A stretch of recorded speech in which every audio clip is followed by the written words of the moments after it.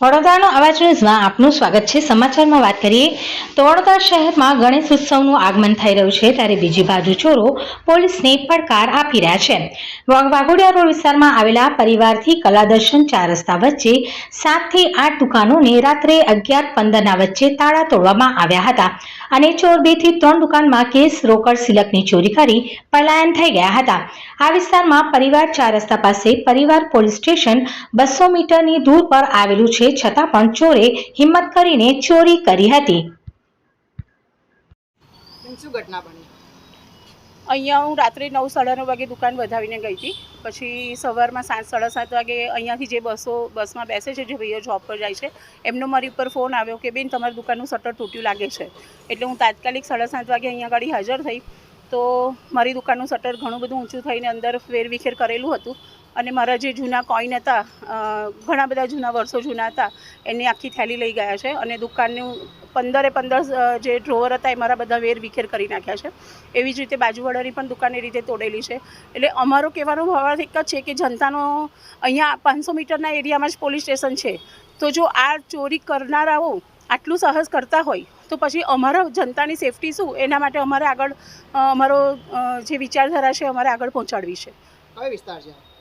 અમારો વિસ્તાર છે પરિવાર 4 રસ્તા વાઘોડિયા રોડ। મારી શોપનું નામ છે મનાલી કલેક્શન અને છેલ્લા 20 વર્ષથી હું આ બિઝનેસ કરું છું, પણ ક્યારેય આટલો ખરાબ અનુભવ મને થયો નથી। અને જે આ મેઇન રોડ પર આવ્યા પછી જે અનુભવ થયો છે એના માટે મારે આગળ જણાવવું છે કે 24 કલાકમાં એ લોકો પડકારી જવા જોઈએ, કારણ કે આ રોડ પર એક જ દિવસમાં રાત્રે 11 વાગ્યાથી લઈને રાત સુધીમાં 7 થી 8 દુકાનો તૂટી છે।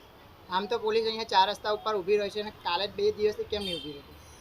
હવે એવું તો એ લોકોનો પ્રશ્ન છે, અમને કંઈ એવી આઈડિયા નથી કે શું રીઝન છે શું નહીં, પણ આ વસ્તુ એક શરમજનક વસ્તુ છે કે જો આટલી હિંમત એ લોકો પોલીસ સ્ટેશન નજીક હોવા છતાં કરી શકતા હોય તો પછી આગળ અમારી જનતાની સેફટી શું, એના માટે આગળનું અમારે કાર્યવાહી કરવી પડે એવી જ છે। આ એરિયામાં કેટલા દુકાનોના તાળા છે?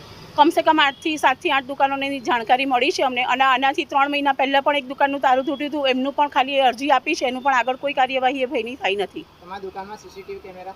અમારી દુકાનમાં સીસીટીવી કેમેરા છે, પણ ફૂટેજ એના નીકળતા નથી। કોઈના ફૂટેજ નીકળ્યા ખરી હમણાં? આગળ એક જણના ફૂટેજ નીકળ્યા છે અને 2 જણ એમાં દેખાયા છે ચહેરા સાથે। તમારું નામ? મારું નામ કુમુદબેન ઠક્કર છે। કયા વિસ્તારમાં આ ઘટના બની છે? પહેલા પરિવાર 4 રસ્તા પાસે। શું બની ઘટના? સવારે અમારી પાસે ફોન આવ્યો કે અમારી દુકાનનું શટર તૂટ્યું છે, તો અમે ત્યાંથી અહીં આગળ જોવા માટે આવ્યા ત્યારે અમારું શટર તૂટેલું હતું ને અંદર કેશ કાઉન્ટર ઉપરથી 20,000 રૂપિયા અમારા ગયેલ છે। બીજી આજુબાજુમાં કેટલી દુકાન? આજુબાજુમાં અમારી એક દુકાન છોડીને બીજી 2 દુકાન છે, એમાં મનાલી કલેક્શન નામની શોપ છે, એમનું બી આખું શટર તૂટ્યું છે, એમાંથી બી વસ્તુઓ ગઈ છે। આ એરિયા કયા રોડ ઉપર છે મેન? પરિવાર 4 રસ્તા પાસે છે। તમને કેવી રીતે જાણ થઈ?